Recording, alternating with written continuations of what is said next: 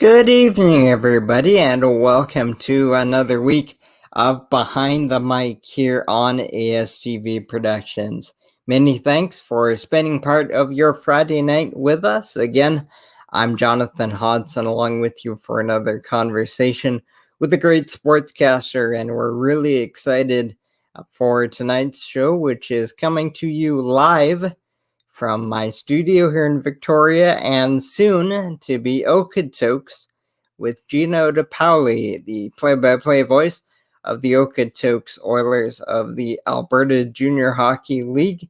We'll talk about the events that occurred during the 2020-21 season that was affected in all kinds of ways by COVID, and the outlook for what they hope to be a triumphant return to a much more normal season in 21 and 22.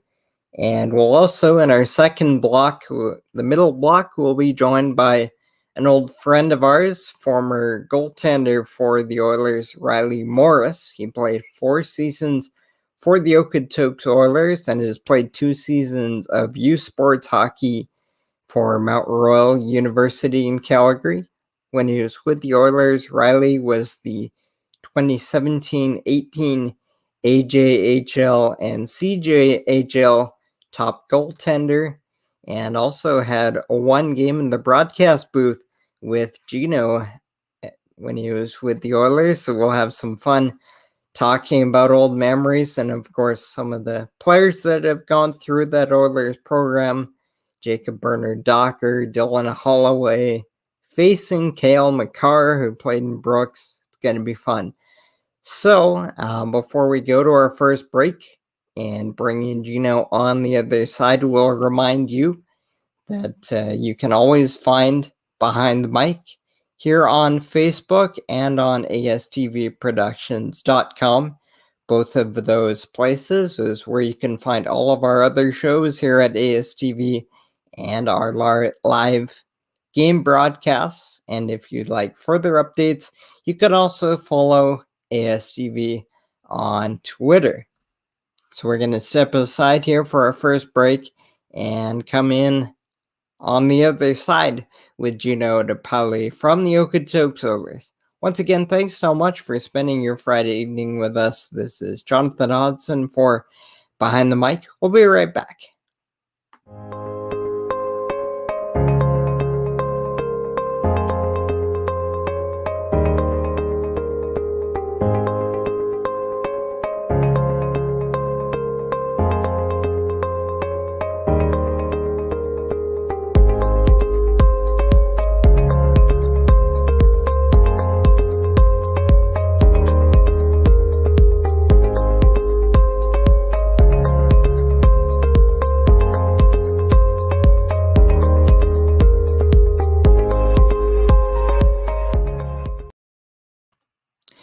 Back here on Behind the Mic, Jonathan Hodgson with you, joined now by our guest this evening, live from Okotoks, or I think it's Okotoks, GINO De PAOLI. GINO, what's up?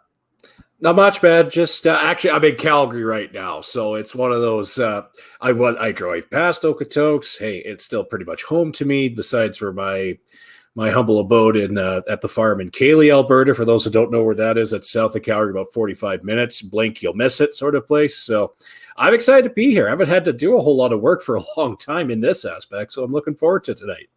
Yeah, no, it's as you said there, it's kind of Okotoks is kind of an adopted home for the both of us, which we'll get into much more as the hour goes along.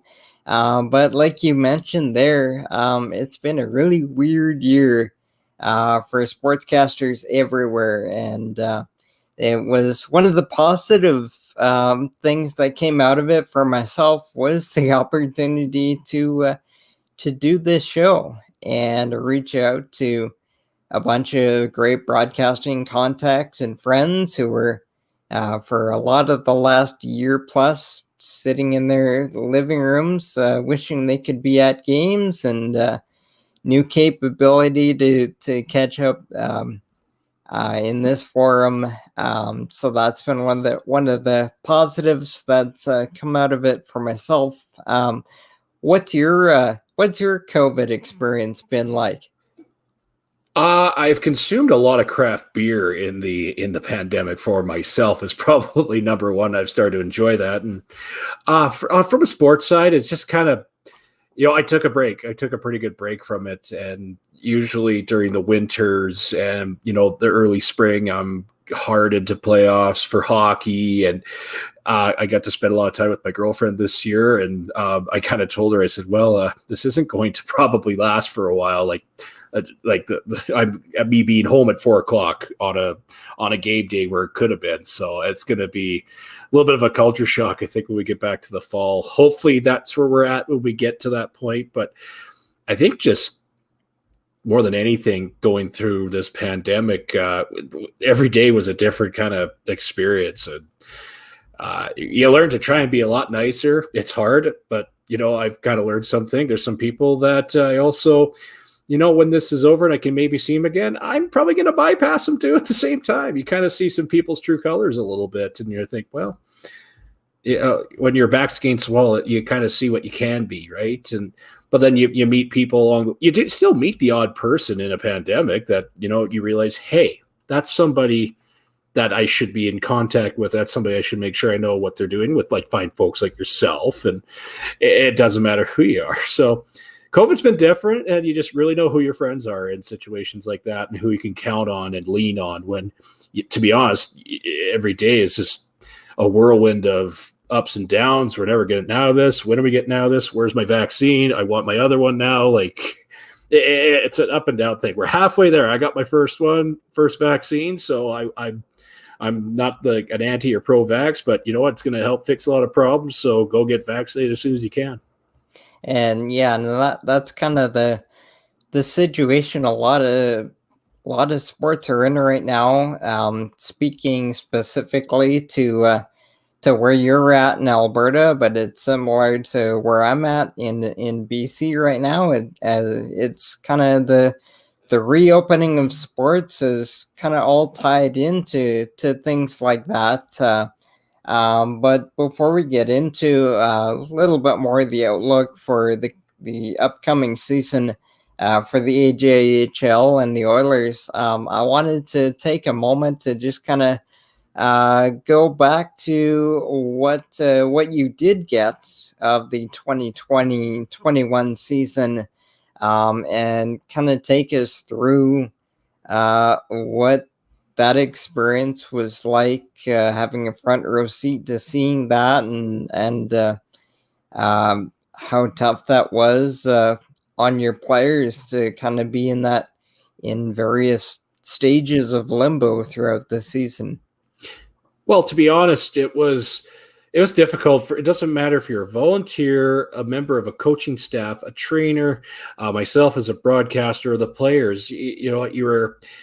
I don't want to say it wasn't fun, because I still got to call games and players got to play the game, coaches got to coach, and some people got to be in the building when games were going on. The Oilers went through a couple of big hurdles. They were 7-1. They only played 8 total games. There was 2 different restarts in the Alberta Junior Hockey League to get games off. And obviously with Okotoks, with its proximity to Calgary, I think you weren't building players, and players are going straight back. There was those hurdles at the beginning where a couple of teams had major outbreaks. Canmore was one in particular that had, I think, 16 players on it in November, December. And that's when that second wave hit for COVID. If those, like, that feels like 2 years ago now to think, when you think about it. And I don't know. It was just tough because my mindset didn't really change about the game, but I wasn't. It didn't quite feel like a game day. It just didn't feel the same. But you know what? I'm not going to be that entitled. I want this. This is what I get, and I have to deal with it. And really, it came down to, I couldn't do pregame interviews with any players. I guess I could have done the odd Zoom interview, which I just don't. You can't get a read on what the game's going to be like. And my pregame show was a little bit shorter. It was really cut and dry because I couldn't get into the arena till about 6 o'clock on a 7 o'clock game night. So you got to get your stuff set up and get sort of organized. You can't really go it's not like people are saying you got to stay in there, but you got to get out, put the mask on, and, limit your talking to people. There was the odd person there, not like the volunteers and personnel that were allowed to be there by the AHS regulations. And it lost a feel. And you really, like, at the end of the day, you're playing for the kids that are 20 years old or those that need a crack at a scholarship, right? That's kind of the big thing. And for what I know, for the Okotoks Oilers side anyway, everybody that is playing is either enrolled in a hockey program, whether it's Division 1 or Division 3 or U Sports, ACAC, or they're just going to school. Like they're going to school, they're going the right direction, they're getting an education. And that's a big accomplishment there for any hockey club in a situation like that, is that, are you taking care of your vets? And, the players that are 16, you're going to have a few more cracks to make things, and everybody has to pivot, right? Businesses had to pivot in this pandemic. Sports teams had to pivot how to make any sort of revenue or marketing changes. Broadcasts had to change. My post-game show was literally, John, probably about 5-10 minutes tops, or it usually be about 25 at the end, because they want you out of there. And that, whatever, you deal with it. It was kind of like, it didn't feel like fun as much. Like, it was a blast, some of the games that I did, but it was more like, okay, you're just, all right, punching in at 6 and I'm out at, 9:30, close to 10 o'clock still. And it just didn't feel quite the same, but it was fun. I loved the intimacy of the games, where you saw, you heard everything, every foul word that was said, every sort of the skating motions, you hear the cracking of the ice a little bit, and just everything in between. It was a different experience. And I waved at the players. I talked to them sort of in passing, like, you kept your distance, obviously. And I just said, it's good to see you, man. Like, it's good to see you too. That's about it. So it was tough. I didn't get to see those players off. The veterans that have been there, like one in particular being Zane Kindrachuk, who I'd seen for 4 seasons, and he was committed to Niagara. Like, I think he got his scholarship like 2 days before the pandemic hit for Niagara. So he was all set and ready to go. And you saw a couple more guys get their scholarships in season, in a shortened season. And I think that is a huge accomplishment, especially Brady Parker, who's going to Clarkson University, just to name a few. And there's a lot of commits from before. So it'll be an interesting turnaround for this Oiler team. I think it'll be a very young Oiler team coming up, and it's a chance to really just start from scratch. That team has done a lot of good things. They hired Tyler King to run their business operations. He's assistant general manager too, and he's a really good hockey mind for that. And he loves that league. Like, let's be plain and simple. He really loves that league. And, the AJ's better with Tyler in it. So I'm looking forward to working with him now, as we've had a few conversations here, and welcome in. And when we can actually go see each other, we're going to actually go see each other. So I'm really looking forward to that. There's a lot of potential in Okotoks with the Jumbotron and with Tyler coming in. And hopefully he sends some of that knowledge my way so I can learn some things and not be completely technically, absent-minded like I am now. So there's a lot of excitement. I just can't wait to see. Here's the big thing when it comes to pandemic and local sports. We know, like, we'll talk about the Dogs a little bit later here, maybe even this segment.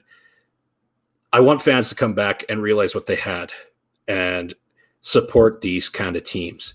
It's high caliber hockey. The price is right. You don't have to go far. You can go to a game at 7 o'clock, and when the game's over, you're home in 5-10 minutes, depending where you are. If you're at Okotoks or the surrounding area, maybe 20.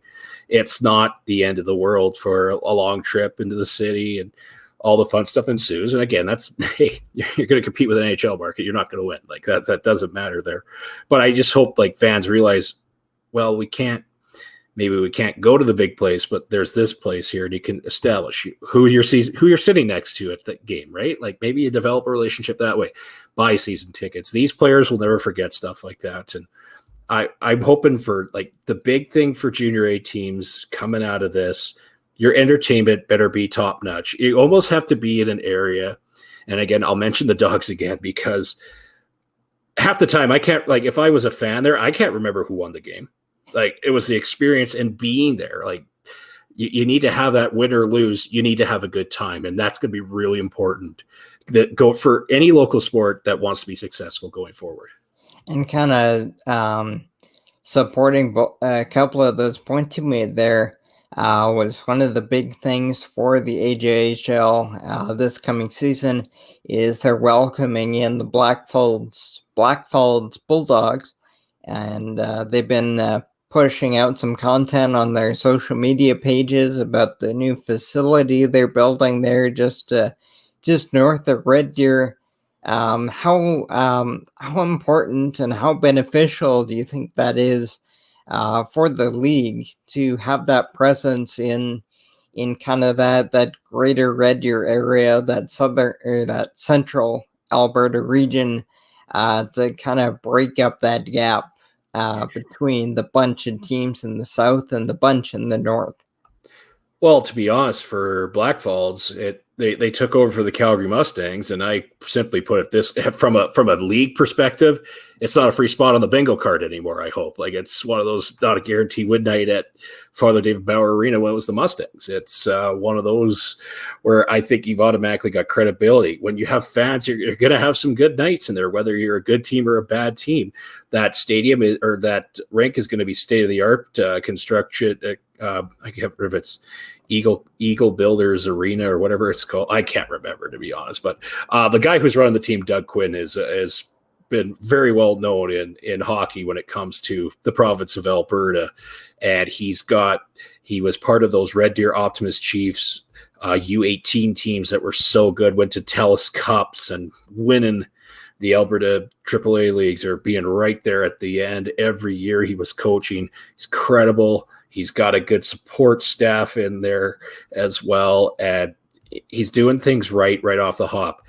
I know more about the Blackfalds Bulldogs. Do I know how good the team is? Not a clue. I don't have a clue if they're going to be good or not. I've seen some of the kids they've signed. I'm like, okay, we'll see again, I haven't seen them, but you're drawing the interest right away, and you're doing the right things in marketing. People that just like, well, we have a team now, and we have tickets for sale. Please buy them and maybe buy a rink board. That'd be great. That doesn't work anymore. And that has not happened with the Bulldogs. I know teams are starting to get the way. You cannot live in the old. This pandemic has proved that you have to change. If you don't change, you're going to sink. And that doesn't want to sound too negative or anything like that, but that's really where we're at. That product has to be perfect for that Blackfalds team. The Red Deer Rebels are just south of there. If you want to catch a Rebels game, it's a unique area. And it's funny that you mentioned Blackfalds, because I do have a friend of mine who lives in Blackfalds, and and they were moving home, like, because they're from around my neck of the woods. Like, yeah, we're moving home. I said, were you interested in those Blackfalds Bulldogs? He's like, we didn't hear enough about it. We were excited. Like, that's going to be a fun rink to be at. They're not moving yet, but their intention's to move. I said, well, you better go watch a game before you go home. And I just like their design for their jerseys is incredible. The first team that's gone with a black and white. What a concept. I love the color scheme. Maybe that makes me a little bit of a nerd, but I like it. You know what? They're creating a buzz, and that's what you want to do when you're launching a product. So I'm very excited to see what the Blackfalds Bulldogs are going to do. I can't wait for my first game there. Can't wait to see them in Okotoks, and it just made the league 100 times better that you add a team that's going to have fans and hopefully have some financial success and lead to better things for a league that needs to have teams like that in their league. And you're bang on that at that level for any sports in a development level league. Both the in-game and surrounding the things that go on surrounding the game need to be top notch. And you spoke to a lot of good things about the fan experience and such, and something we might get into a little bit later after we bring on our next guest is the 21 AJHL Showcase is going to Brooks, hosted by the Oilers' rival, the Brooks Bandits. We might get into that. Best taco in a bag in the league is Brooks. It's a good time. Something tells me we might get into that in our next block. Good place to take our next break. And on the other side here on Behind the Mic, Gino and I will be joined by former Oilers goalie Riley Morris here on Behind the Mic. We'll be right back.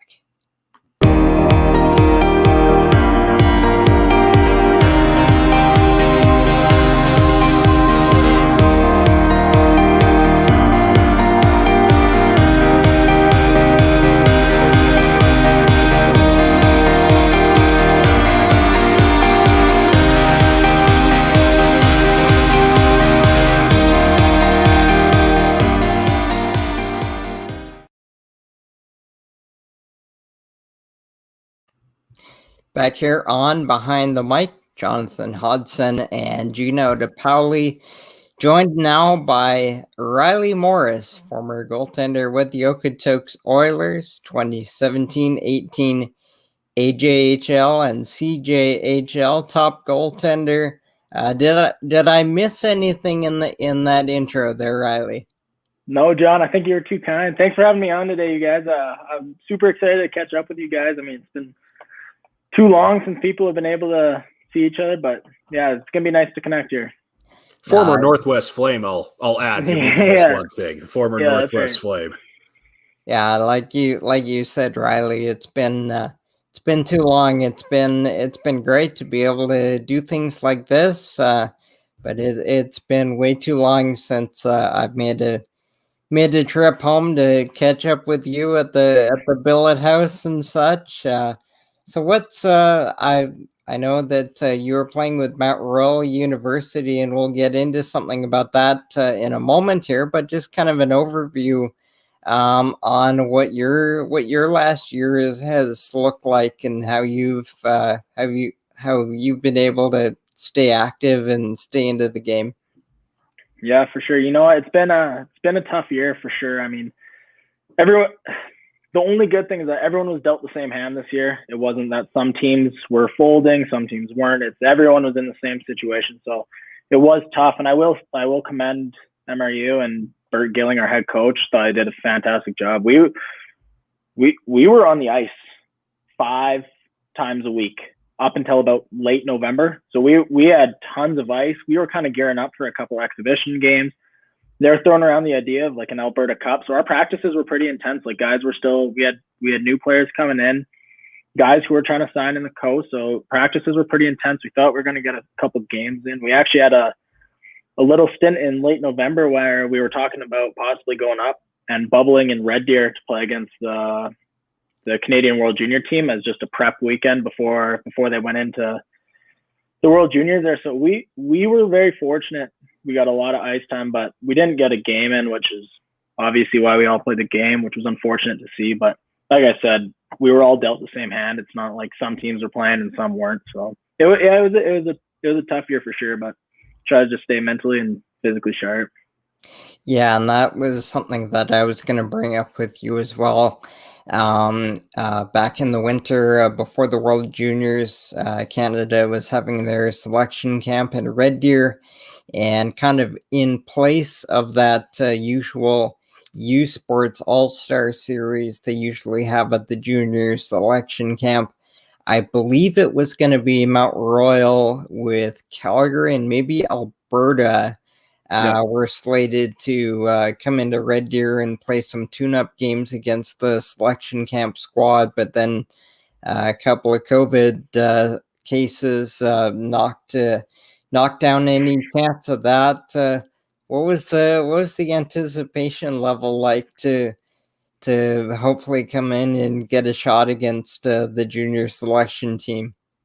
That was like I said, like we were all practicing really hard. Like this was also a moment where we knew that we would have a few eyes on us after not having it for a lot of years. Like I know that U Sports maybe doesn't get the recognition that it probably does deserve, and guys coming in from the Western Hockey League and being around NHL draft picks and everything like that. We were excited to kind of be back in that realm, and it was really unfortunate. So we were supposed to go up. We were getting rapid tested on Thursday before we got on the bus.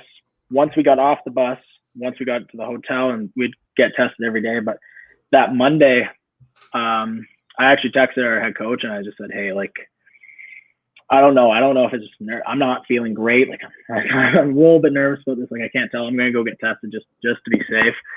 And it ended up coming back positive, and it did for most of the guys on the team. So they obviously shut that down. But even to get the chance, it was upsetting not to see that. I was really hoping to maybe catch up with some former Okotoks Oilers like Dylan Holloway and see. I would love to see him in game action again. But yeah, it was unfortunate. It was tough timing. I mean, I believe 18 of staff and student got COVID on the MRU hockey team, and then at the same time, I think there was 2 cases within the the World Junior Canada squad. So they shut down the whole weekend. It was supposed to be us, U of A, and U of C going in back-to-back weekends, but they just, once it wasn't going for one team, they kind of shut it down across the board. You mentioned Dylan Holloway, the former Okotoks Oiler, who puts on an Oilers jersey of a different color now as a first-round pick with the Edmonton Oilers. Let's go back to the Okotoks days, and we'll get both you in on the conversation and have a little bit of fun. Riley, starting with you, four seasons in Okotoks. What's some of the first things that stand out when you look back on that time? I mean, I was so fortunate there. Every year just built on the year before. I know Gino, I'm not sure if you'd remember this, but even my first year, I wasn't playing a lot, obviously behind a great goalie and Nick Renyard, and I think I only got like 14 games. Didn't put up good numbers, but it's like a few days before the trade deadline. Yeah, exactly. And a few days before the trade deadline, Gino came down the ice and he asked me, like, how you feeling out here and everything? I was like, dude, I don't know. I think I'm getting traded here. Like, I don't think it's going that well. And he kind of reassured me. He's like, oh, no, like, don't worry. Like, listen, like, this isn't your year right now. Like, it's going to come eventually. Like, you're not probably going to get moved this year. You got, when your time comes, you just got to take it. So it ended up the next year, the team grew for sure a lot each year, and it kind of just steamrolled more and more. And then leading into that last year, I felt like everyone in the room just thought that we were fairly invincible for quite a while there. It was a really, really fun team, especially in those last 2 years to be a part of. Well, I'll jump in here a little bit. The first time I actually ever watched Riley play, he was not a member of the Okotoks Oilers. The first time I ever watched the Max Mitchell AAA tournament was way back in the day, and I was watching a friend of mine, Daryl Mann, who's the head coach of the Tisdale Trojans, and they were playing at Father David Bauer Arena against the Northwest Flames. And I remember that game. Tisdale probably fired like 45 shots, and there's this. Riley wasn't very tall back then. I think he was like 5'8" or something like that. He hadn't quite grown into his size yet. And I said, this kid could stop pucks. Like, he's just had like 100 shots at him, and he's probably made like 12 grade A saves in the first period alone. And he had been listed with I believe it was Medicine Hat or something like that, or with the Western League, and said, Morris isn't coming to Okotoks. He's going to the Western League. And then a couple of years later, Riley Morris is signed, and he's playing for the Okotoks Oilers. And him and Carson Beers were sitting behind me on the bus for the first season. So those are the people you get to know the best when they're 20. It's because they sat behind the broadcaster first. So, and hey, Riley, you grew every year. It was really fun to watch. And there was, you had a really good teacher, Nick Renyard, who won the CJHL MVP award and top goaltender. Funny story. The guy that we're talking to did the exact same thing about 3 years later. So it was a good story come full circle, and even better human being. And he was an okay color commentator too. After that, I'll let him tell that story, how he got into the broadcast booth. Please, that one was circled and highlighted on my notes. You two were a broadcast team for one game back in those days. I can't remember exactly when and where it was, but I remember I was listening and the Billet family was listening. Tell that story, please. Yeah, no, well, I'll have to start the night before. But so it was the opening season of our regular season. We're faced off against Brooks, who obviously is our number one rival, and we pull out a great game. Like, it was really hard fought. They pulled their goalie, we kept them out, and we sneaked away with a win after game one, and we're all pretty excited, and we're jumping around in the room and showing off my few new dance moves, I guess. I still had my skates on in the room, and I just kind of slipped, and I heard a big pop, and I was like, pfft. I got up, I'm like, okay, like that hurt, and I kind of like hopped off because the guys were laughing and everything. Like, obviously a guy just fell in the middle of the room. Like, it's something I would laugh at for sure. But I go behind the sink and I kind of take a deep breath. I'm like, that maybe wasn't that good. So I try not to tell anyone because I'm like, okay, like I just gotta go. I just rolled my ankle. Like, I go home. It's gonna be fine. I'll come back the next day. And about 4 a.m., I'm lying there. I've got two pillows underneath my foot, and I'm sitting there like, and I'm driving a stick vehicle at this time, so I have to wake up my billet down. I'm like, hey, listen, I'm sorry to do this to you. Can you take me to the hospital? Like, something's wrong here. So he gets in the car at 3 a.m. We go down to the hospital in Calgary, and they do a couple of X-rays and everything like that. And I show up the next day to the rink, and I still haven't told anyone just because we're going to pregame skate, and obviously I wasn't going to phone Dicer at 3 a.m., wake him up, and tell him I was at the hospital. I don't think you'd have loved that. Yeah, I don't think you would have liked that one too much. So I show up, and I'm in a boot and crutches the next day, and I'm like, I go into his room, and like, Dicer, like, I told him, I was like, yeah, at the end of the game, like I just went in the post, my ankle kind of like it went, and I had to go in and get it checked out.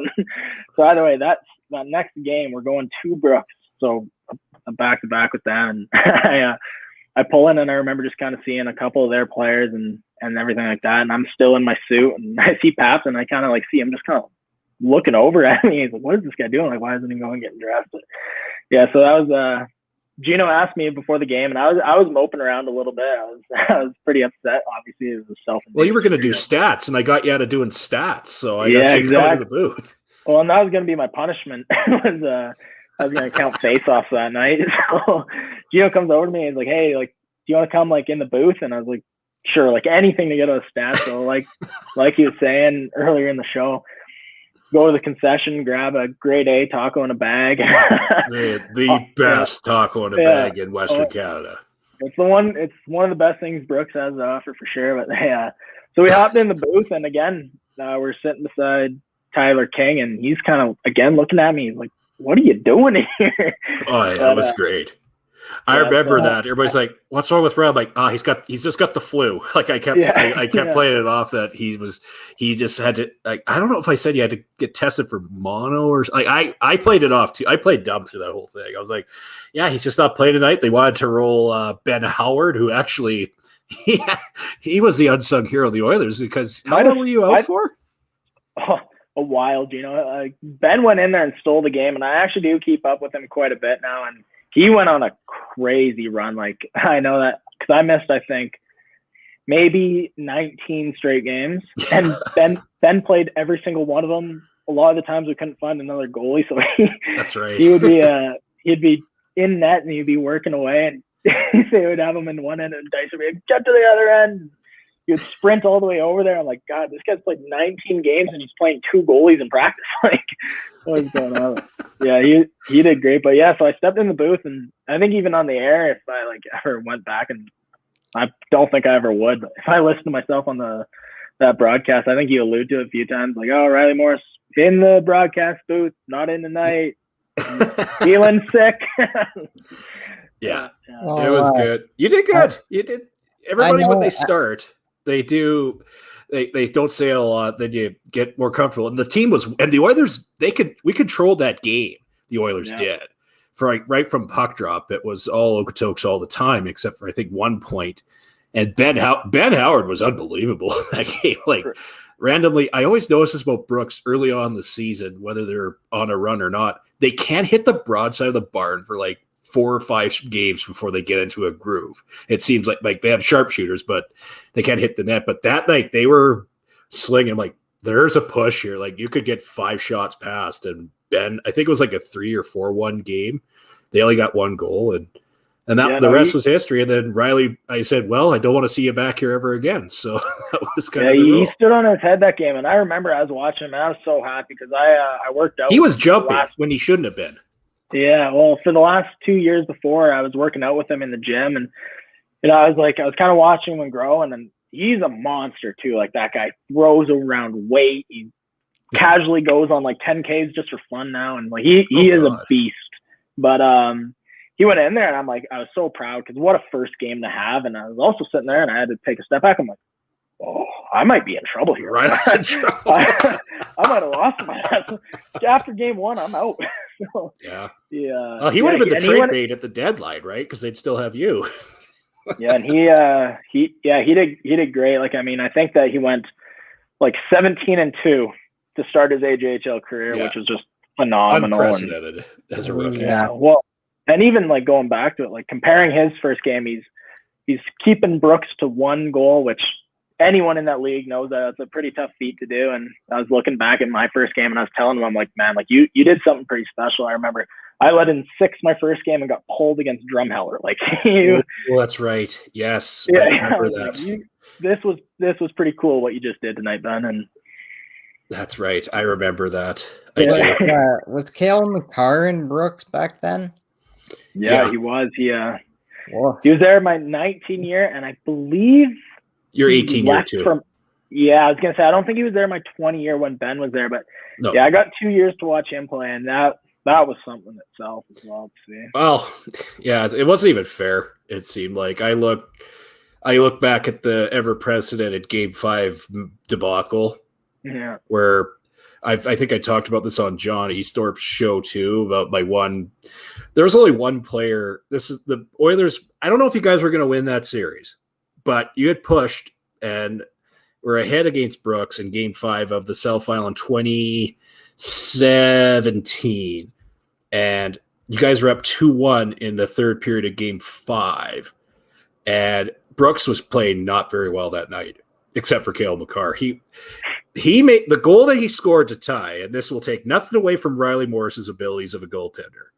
He does a complete he enters the zone, crosses the blue line, he goes wide on the net on Riley's glove side, and he circles. He does a full circle back to the top of the point, and he fakes out the forechecker at the top. I look back because I did a little bit of prep of Cale. I watched that goal he scored. There was like 4 guys in front of Riley, and Riley, you're squatted trying to locate, and the only spot he could have put the puck, he put it there, and Riley had no chance because he couldn't see. And then, of course, there's the blown icing call. Riley gets run over, and somehow the puck's to the net, and the game in the series is over. But I digress. It cost me $1,000 in fines, so I defended my guys that night, and it cost me $1,000. No, I remember that one. God, like it was yesterday. Like even fighting through traffic, I have to admittedly say that I saw him come around, and you know, you see him do it in the NHL, just how patient he is on the blue line there. And he ripped it. He went low on my glove side, put it post and in. And when that went in, that was a big sinking feeling, because you could tell that was going to be a rallying moment for them in that game and to continue on through the series. So that was a tough one for sure. But you see him do it against all-star NHL players today. Like he's truthfully been a very, very good generational talent on the back end there in Colorado. Another Northwest Flame, just saying. Yeah, actually, it's even a funny story, kind of. I think how he got found a little bit, because in the Max Midget tournament, I think it might have been the same one that you were alluding to earlier. But did you play with Cale? No, but he was in minor midget, and we had a D-man go down, and he AP'd with us. So he gets called up, and his cousin's Mark Logan, who was also with Brooks. And from the story, I'm not 100% sure on my source. I knew that. You're right.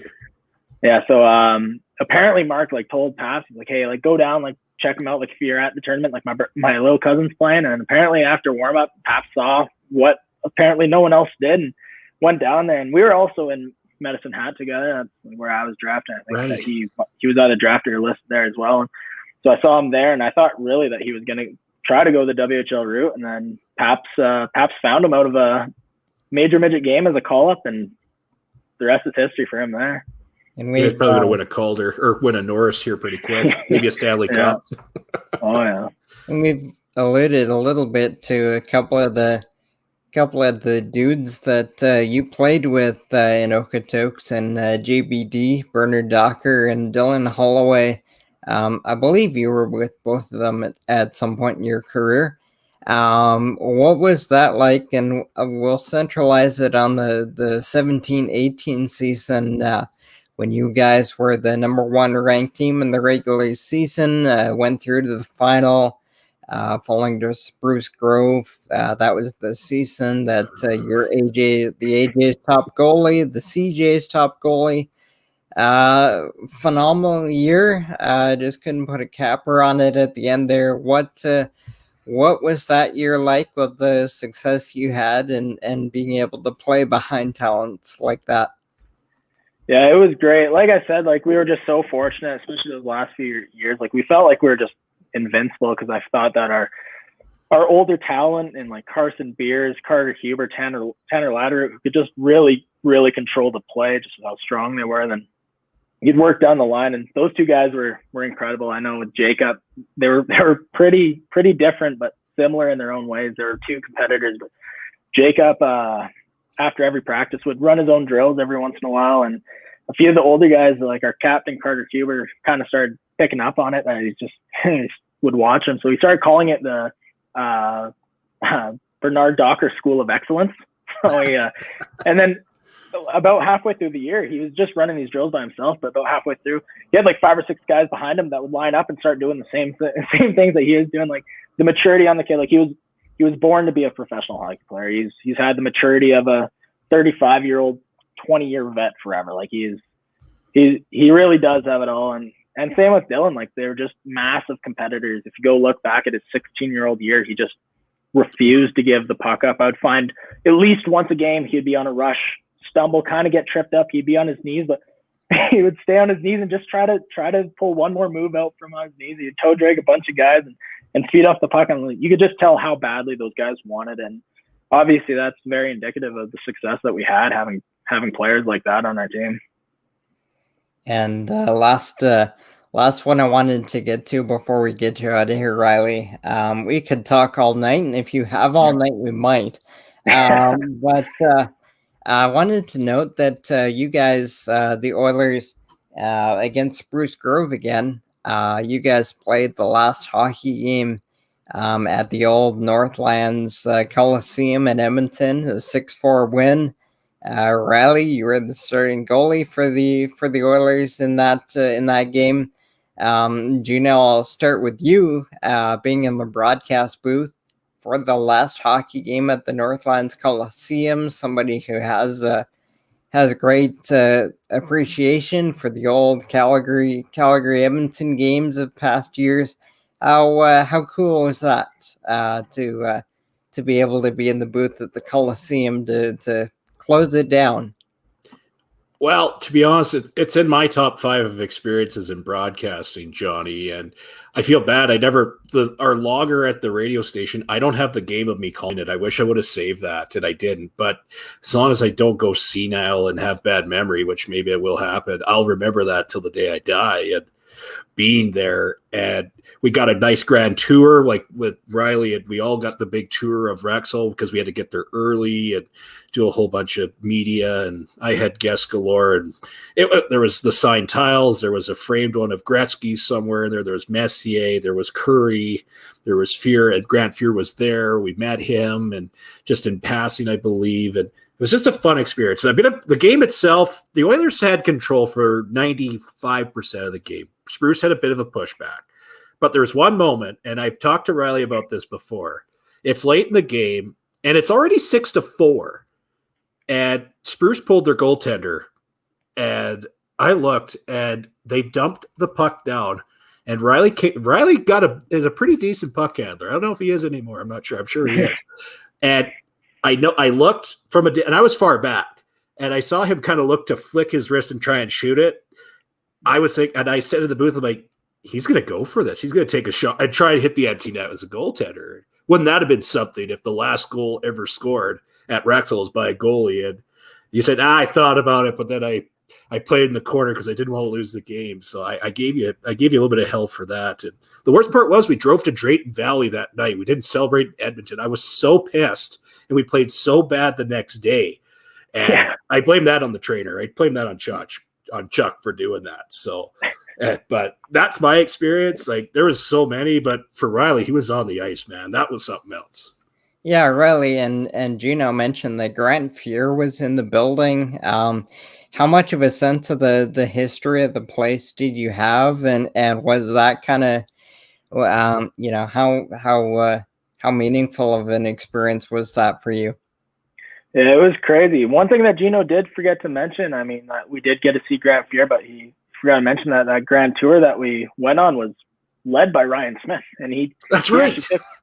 he took the team, and because he was with Spruce at that time, and he took us through the Edmonton locker, and he showed us where he sat and who sat beside him and where Gretzky sat, and he's like, everyone kind of in passing would just like be in awe around it. And he really was almost like a tour guide at that time, and it was funny because we didn't really want to leave that room because there was so much history in it. And Spruce Grove is kind of like standing at the doorway looking to get back in and get ready for the game, and we're just standing in the room being like, okay, just give us a minute, like, come on here. But yeah, that was a crazy game, and like Gino said, like, I won't forget it. I know that as soon as that game came off, I took some scissors that I used to cut the tape on my stick, and I took off the Northlands patch because we had patches on for that game, and it's in my room right now hanging up actually, so I'm gonna obviously have that forever, and it was a very cool moment for us. All right, I'll get you out of here, but I know in my experience in baseball, I know catchers get a double wide stall, at least in Okotoks, for their stuff. And as a broadcaster, my coaches were always fantastic to me, assigning a pitcher or two to help me take my stuff around up and down the buildings around the old Wimble. On the road trips on the bus, do broadcasters and goalies get their own seat, or how does that work? Well, where do you want to go with this? Yeah, Gino was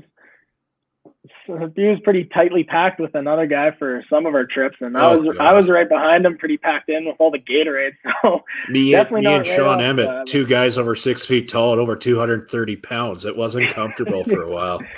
Yeah, they'd be going up to 10 hours up to Fort Mac together. But that last year, I was moving further and further back on the bus, and I ended up getting the last seat. So I had a little bit of a monopoly on the bathroom and the game stable for sure. But no, it was like, now I get my own seat, but we'll see how the season goes this year. I may not get my own seat, but who knows what's I may have to drive myself for the rest of my life. So I don't know. All right, boys. Well, we'll leave it there. But thanks so much, Riley, for coming on. I know this is something that I've wanted to do for a long time, to get you two on the same screen, and hopefully when the world fully opens up again, we can all be in the rink together or over at the ballpark. So yeah, that's probably where it's going to be, isn't it? Is at the ballpark. Yeah. One and the two. I'm not picky. All right. All right. No, thanks for having me on, you guys. It was good catching up. Thanks See you, buddy. So much, man. We'll take one more break, and Gino and I will be back on the other side with one more block here on Behind the Mic. Why go solar? Solar is better than ever. Our revolutionary design and inverter equipment with the latest in solar panel technology for the ultimate in-home and business security. That's right, I said security. Grid security and security of your home are linked. Fortify your future today with a battery backup system. No maintenance, quiet running. Did you know in Manitoba, grid-connected, off-grid, and battery backup systems are 100% right off in the year you purchase for any company or farm? Do you want to back up your internet, keep your tills running, and the lights on? We can install a system that is right for you with battery backup fully capable of taking on all those essential loads and keeping you running. When you call our experts at Evolve Green, ask about getting your free energy audit today. Call or email today to find out what system works best for you. 1-866-5EVOLVE or support@evolvegreen.ca. Also, be sure to check out our website at www.evolvegreen.ca.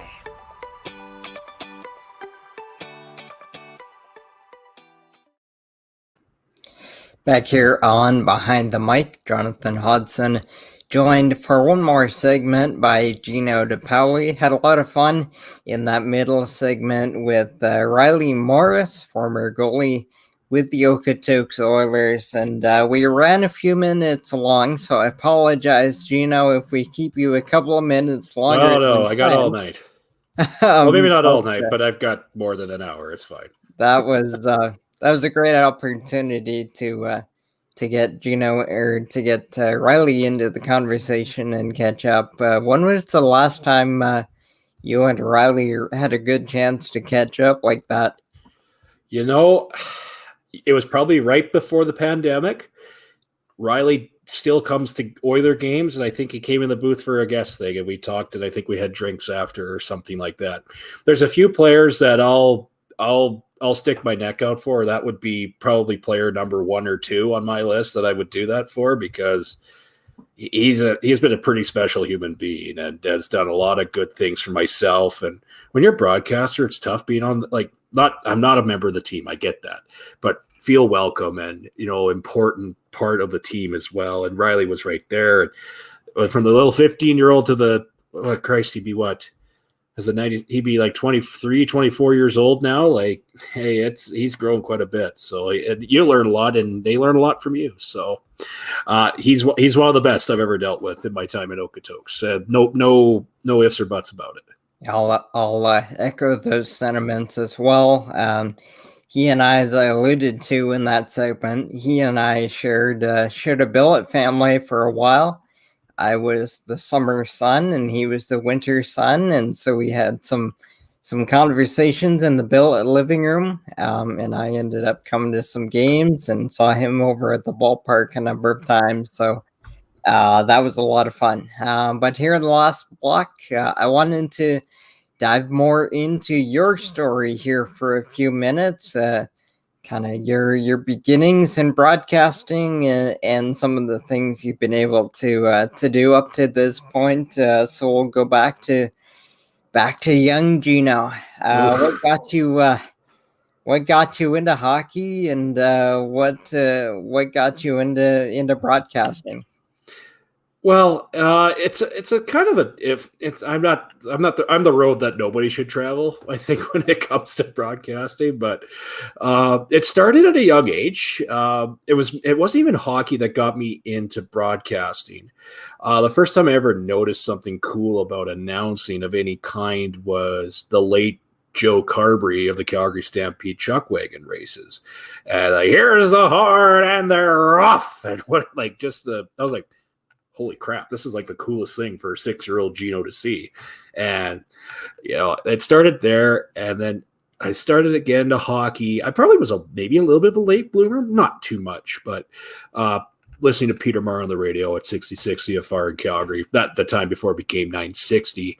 And right there, I was like, this is what I want to do, because I couldn't skate. I was a terrible hockey player. Like, I played for 2 seasons, couldn't skate backwards, and I was a defenseman. So it was pretty cut and dry that I wasn't going to be a hockey player, but I loved the game so much and always wanted to be Peter Marr. I think as a kid, and probably still now, my ultimate dream job is probably being the voice of the Calgary Flames. Like, it would tie full circle. My mom and dad, season ticket holders in the 80s, and my dad took me to so many games as a kid, and just my mom too. And I was still around it, and then got into broadcasting. I got into SAIT, and it was a rough road there, because there wasn't many opportunities for myself, because I wasn't in the radio program. I was in the television and radio program, and there was some favoritism towards the radio students to do the broadcasts, and I would do all the interviews because I was the journalist of the group and not the personality. And I always like that. To me, play-by-play is entertainment. I know you have to inform, but you got to be an entertainer. If you can't entertain your audience, you're not going to have a job for very long. You have to do something to bring them in, whether it's a catchphrase or how you do things, and connect to your audience. It's something like that. So I did that. I got a few play-by-play games for the SAIT women's team. I'm very fortunate for a guy like Terry Larson, who was the head coach of the SAIT women's team, to give me chances to really, that was my beat. And I appreciate the women's game and what it's gone to now, as we're into, the World Championships after being delayed. They're coming to Calgary in the summer. And from there, I applied to a couple places. I wasn't expecting to get hockey at all. I was like, I'm going to have to find a place and then wait for somebody to either quit on the spot, and then I jump in and go. But then I caught a break. I went to Melfort. It's CJVR CK750 was my first job in the industry. And I guess it took off from there. I spent a season with the Melfort Mustangs, the Nipawin Hawks, and the Humboldt Broncos. I called senior hockey, and it was a great experience hockey-wise. I met so many good people that are still in the game today, like Dean Brockman, who's now the head coach of the Swift Current Broncos, for one, Doug Johnson in Nipawin, Daryl Mann, who's produced so many NHL and Western League and Junior A talents with Tisdale when he was a coach in Melfort, and my boss, Cam Lee, who's probably the best media boss I've ever had, period. I don't think anybody's come close. And it's just a good place. I did have a couple run-ins, obviously, and I moved on to Whitecourt and was still at the same company and did Junior B. Difference was there when I was in Saskatchewan, I wasn't the main guy. In Whitecourt, you were the guy. Was it a stage down? Yeah, it definitely was, but it was a good team and a good place to go to, and I think it helped me prepare getting to Okotoks, where I went back to school. I was in a pretty dark place and wanted to come home and finish my degree at the University of Calgary, which I finally did like umpteen years later, but I still did it, wanted to finish it. And I've been happy in Okotoks ever since, and it led me to other opportunities. Like I called the odd baseball game, which I know you're going to get into here in about 2 seconds. Yeah, it's going to be tough for me to hold off on that for another minute. But you talked about being the youngster that would listen to Peter Marr, Joe Carberry.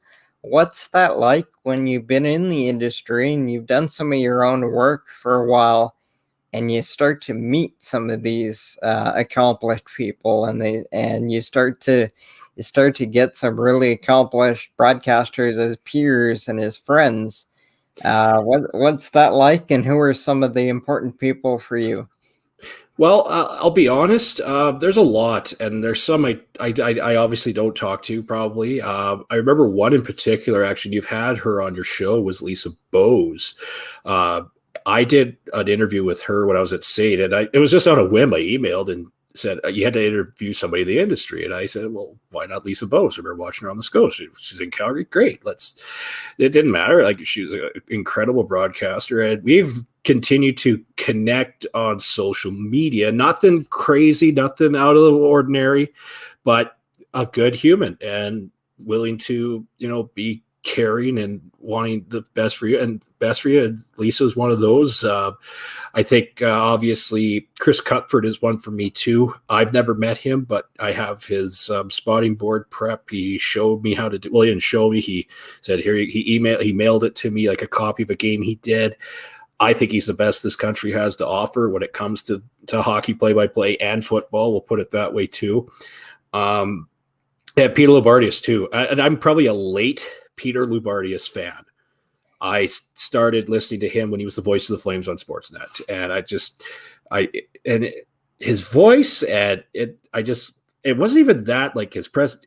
It was what he knew about everybody, and that's kind of one of the big things I took home, because I'd be sitting there drinking at college one night, and we'd have the game on, and I hear like Blake Como from somewhere in Saskatchewan. I can't remember where his hometown is, but Blake Como, I remember Blake Como from Lake Lenore or something like that, or Colby Armstrong, and just name drops, and played the former Selkirk fisherman that he's talked about. I remember that one too. Like, I was like, I like that. I'm taking notes of that. And then I finally got to work with him just out of the blue at working with Shaw. I was asked, I got 3 references with Dave Dawson, and said, do you want to do color for WNBL games with Peter Loubardias? I said, sure, great, let's start tomorrow. Oh no, like in a couple of months or whatever it was. So I said, sure. And I do nothing about baseball when it comes to commentating. It's the absolute zero. And you think you did, and his prep notes and just his mannerisms and his down to earth. He wasn't going to big time you or nothing. He knew who I was coming up in the world, and I knew who he was. He was the guy. I wanted to learn from the guy, and I'll never forget what Lou has done for me. And we're still like this to this day. He's probably my number one go-to guy for things like that, and just talking about the draft and where we've been, the stories. We had some adventures on that circuit. That too well. Whether it's calling a game raining in game 4 of the WNBL, what would that be, quarter or semifinals between the Dogs and the Lethbridge Bulls. at the raid out game and me drag racing a guy because he cut off Lou in traffic in Okotoks, and I beat the guy off the line just to prove a point. I won't go into detail about that one. I wasn't very happy. The guy who cut off the Shaw van that Lou was driving. So it was just stuff like that you never forget. And I'll never forget him. And I know he's done so much for my life and my career. And like he says, good people. That's plain and simple. Absolutely. And I'll echo those as well. And my kind of experience with that period of time when Shaw had the Western Major Baseball League, now the Western Canadian Baseball League. They had it for, we were guessing, around 3 years total. About 11 to 13 was about the window they had games. And when I was doing the broadcast for the Dogs, and when I heard that Shaw was doing the TV side and they were bringing in Peter Lobardius to be the big voice, kind of my first thought was, you know what, I remembered back to him doing Oilers games and the Patrick Steffen goal and their non-goal. Can you believe what we just saw? I had that going through my head. I'm like, you know what, this might be okay to not work with, but work the same games as somebody who's been there. And by their second game, I was sitting around the field in BP just talking life to him. Mm-hmm. And like you said, it just right away turned into, if you need something, let me know. And last summer when things were slower, sports-wise, obviously, he was still sending me messages. Hey, is the academy working out? Can I go to Tourmaline to watch some baseball? And yeah, that sounds like him.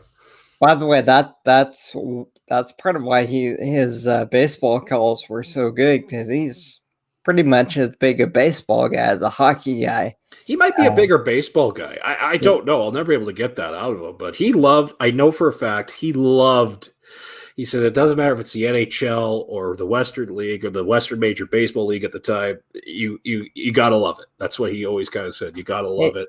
I have as much fun doing this as I do the pros. Exactly. And to him, and like I had off, just me and him conversations with him, and genuinely does not matter. The stage, the level, the platform doesn't sway him. Nope. NHL is on the same footing, the same passion level as doing the WHL or doing a few games of summer collegiate baseball. And I think that's a great outlook to have. But we've been talking a bunch, or at least referencing a bunch to Okotoks. And of course, you've been with the Oilers since, what was it, 2012? Yeah, 2012 sounds about right. And I grew up with the Dogs since the Dogs baseball team and the WCBL since before they moved there, and then they moved there in 2007. I was there till about 15 doing their broadcasts, and of course, and we just want to get this in since we kind of have an Okotoks theme to the show tonight.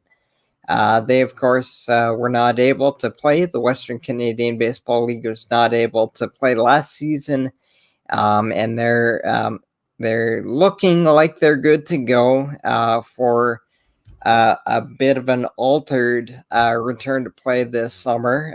They have 4 franchises in the league are fielding teams, 4 Alberta teams. The Saskatchewan teams were unable to make it work. Medicine Hat is having comprehensive upgrades to their stadium, so they're allowing the summer to do that. Fort McMurray is also off, but 4 franchises are in, and the Dogs are fielding 2 teams in the league this summer, and it'll be kind of a 1A and a 1B. And they're every player they field between their 2 rosters will have Dogs Academy ties, and I think that's a really cool thing for them to do this year, because the WCBL, due to border constraints, it has had to go to an all-Canadian year.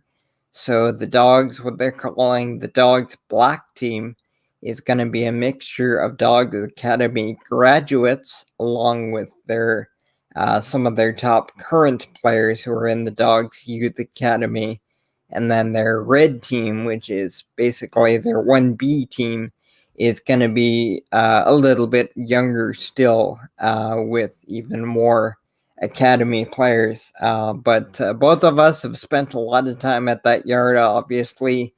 They pack in 3,000 to 4,000 a game in normal times every night all summer. Mm-hmm. That was a big void, I think, in that community during that 3-month period in the summer last year. So they're hoping to get on the field on June 19th, and hopefully the season will run through about August 23rd. Just a word on them, in your experience calling a few games. I think you've worked in the stadium a little bit at times.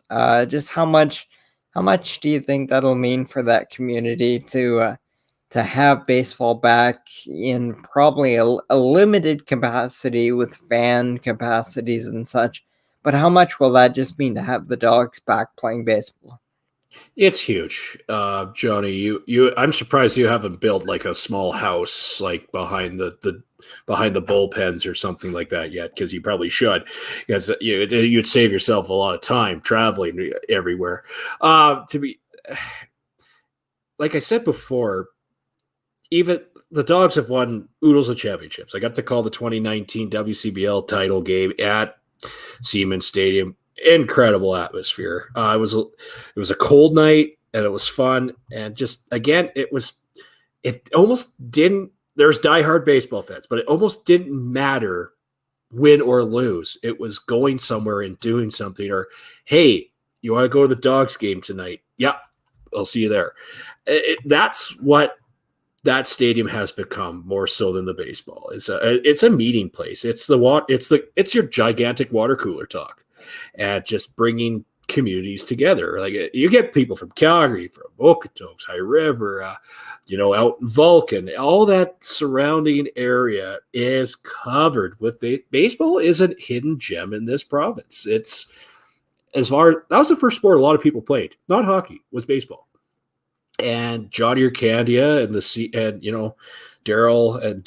Don and Doc Seaman were big on getting the Dogs. I remember when that building or that stadium was being built, and we're like, "What? They're gonna put a baseball stadium in Okotoks?" And okay, cool.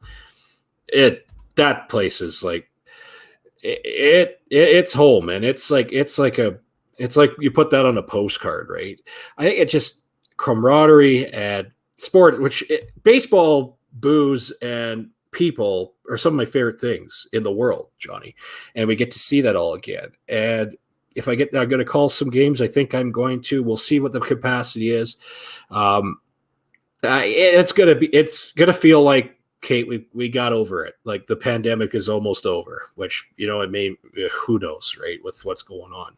But just going to the ballpark will be pretty nice. So if it's plus, 25 or just a nice night, or Lethbridge is in town, those damn Lethbridge Bulls that, everybody talks about. Or I'm choked that Medicine Hat isn't there, because that's, the Dogs' number one rival, I think, besides Lethbridge, like that entire Alberta conference is. The Sylvan Lake Gulls are going to be a fun team to watch, I hope. And it's a great league with even better people running it. You and I know know that, William Gardner's the face. I can't wait to see that guy again. I haven't seen him for 2 years. I haven't even really talked to him, so can't wait. Johnny Urcandia with the classic, Maui Jim sunglasses with a tan that never seems to go away. Just what he's meant for the town of Okotoks, getting that team there and contributing to the community and to the academy, which I believe has 100% turnover rate when it comes to going to NCAA schools. So it's going to be fun. I have zero expectations. I know some of these players on the team. I'll have to do some prep when we finally get pen to paper and what we're going to see. And when that first pitch is thrown, I hope I'm there. Absolutely, and just kind of tying a bow on our show today, we talked a lot about the Oilers and some of the players that have gone through. But I'd be remiss if I didn't mention the Krebs brothers, who have come out of Okotoks, Alberta, and almost went a whole show without talking about the Krebs. Don't know how I did that, but three brothers, and of course, sister Madison has a music career budding. But the three brothers, Peyton, of course, the first round pick of the Vegas Golden Knights, debuted this season. Dakota split his WHL career between Tri-City and the Hitmen, and Drew coming up now with the Medicine Hat Tigers, and he should be a mainstay next season in Med Hat. And you can also throw in Gage Alexander, who's a goaltender for the Winnipeg Ice in the WHL. So when we just kind of tie a bow on what we've been talking about, you look at the talent that has gone through the Oilers over the years. With obviously, we talked about the headline talent, but there's local products that have gone through there year after year, and they're perennial power in their league. You look at, of course, the Dogs WCBL team gets the headlines for the crowds and the titles and whatnot. But you look at their academy, like you alluded to, they're producing an all-time high of D1 NCAA Division I players. Graduate Leo Lopez just got called up to AAA. Jordan Procession, an Okotoks product, has played 6 years of minor league baseball. He's still at AA. And just a matter of time before the Dogs have a homegrown major leaguer. So when you put all those factors together, I think it's pretty easy to make the case of Okotoks being one of Canada's great underrated sports towns. I agree tenfold. And you have facilities to host these events in. Siemens Stadium, they've got the two other diamonds to hold all those showcase tournaments that they have. I believe they have the Canada US series that they usually have now. They're hosting everything. And they've got their academy is indoors when it's minus 40. Yeah, there's BP at 7 a.m. or whatever it is to get those reps in for those kids coming through the ranks. What better place? And I think it's just kind of a getaway for if you're a Calgary product to get out of the city a little bit. And that works really well for me being from a rural community. Ever since I came to Okotoks for the Oilers side, there hasn't been a bad team there ever. And I've dealt with great coaches, whether it was James Poole when I started or now when it's Tyler Dice now.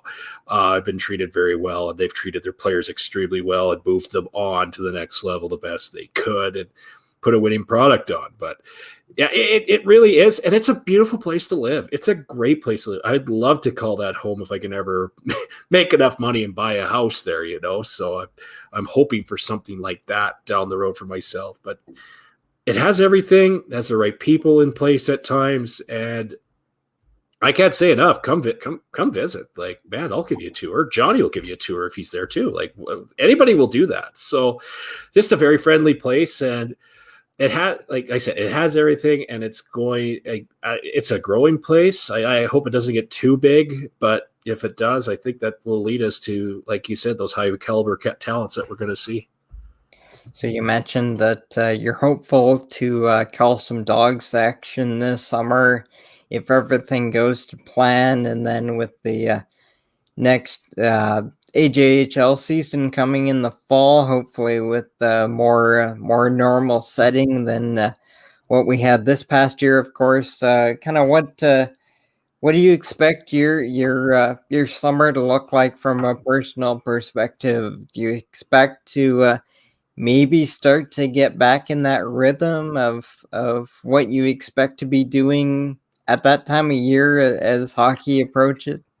You know what? I'm gonna take it easy. Like, I'm still gonna, like, when the chips are down, I'll be ready to go. Any broadcaster is.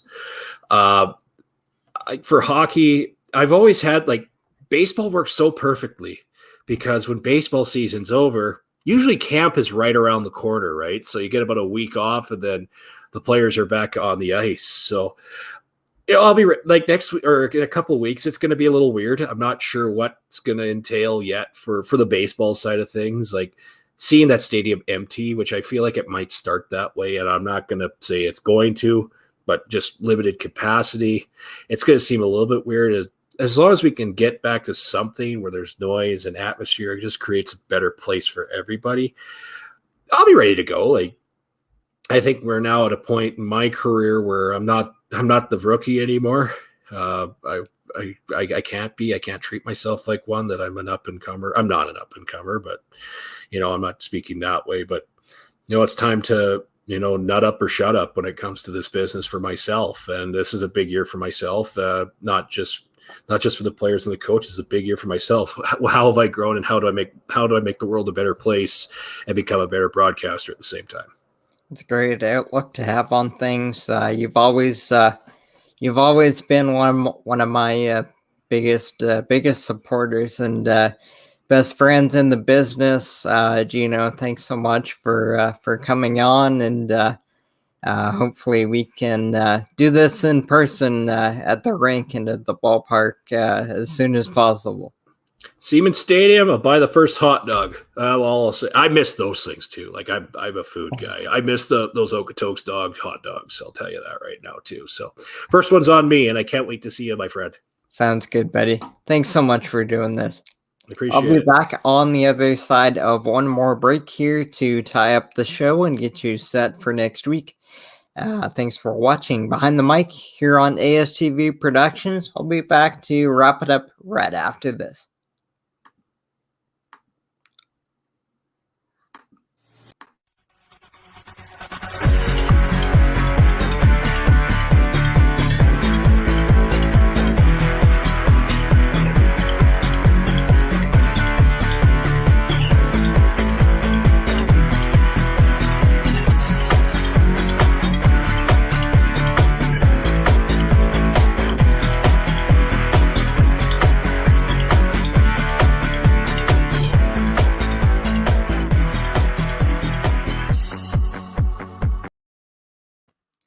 And one more time, welcome back to Behind the Mic here on ASTV Productions. Jonathan Hodgson back with you to wrap it up.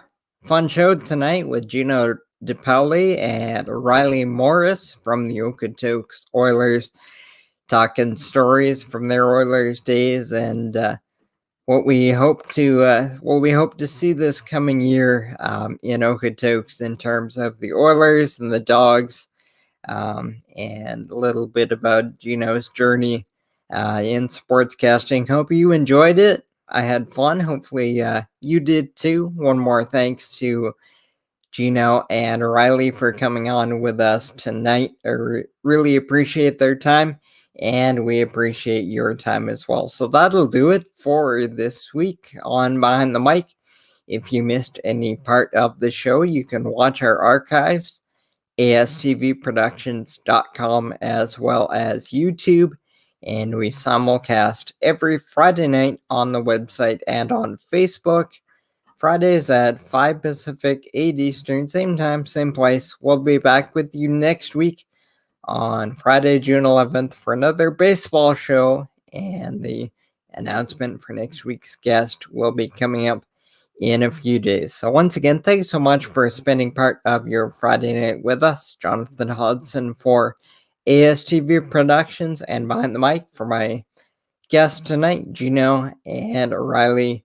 Thanks so much for watching, and we'll talk to you again next Friday.